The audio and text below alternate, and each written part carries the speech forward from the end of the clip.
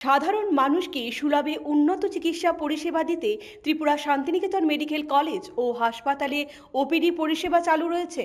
আগামীকাল বুধবার ৪ঠা ফেব্রুয়ারি ২০২৬ Tripura Santiniketan medical college ও হাসপাতালের ওপিডিতে জেনারেল মেডিসিন বিভাগে থাকবেন ডক্টর রবিন পাল, ডক্টর মৌমনা দাস, ডক্টর শাকিল আহমেদ এবং ডক্টর রজত কুমার গোস্বামী।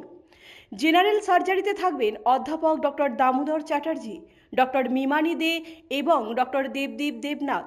মানসিক রোগ বিভাগে থাকবেন ডক্টর সজল কুমার গুপ্ত। প্রসূতি ও স্ত্রী বিভাগে থাকবেন ডক্টর পম্পা দেববর্মা। শিশু বিভাগে থাকবেন অধ্যাপক ডক্টর অমিতাভ চক্রবর্তী, নীলাঞ্জন মজুমদার এবং ডক্টর অলিভিয়া দাশগুপ্ত। ইএনটিতে থাকবেন ডক্টর প্রাণগোপাল দত্ত এবং ডক্টর শান্তনু রয়। অ্যানাস্থেসিয়া বিভাগে থাকবেন ডক্টর শঙ্করী রয়। চক্ষু বিভাগে থাকবেন ডক্টর প্রণবেন্দু বর্মন। ডেন্টাল বিভাগে থাকবেন ডক্টর জয়শ্রী মজুমদার। ফিজিওথেরাপিতে থাকবেন অরিন্দম বিশ্বাস এবং স্লিমা সাহা। আপনার স্বাস্থ্য আমাদের দায়িত্ব।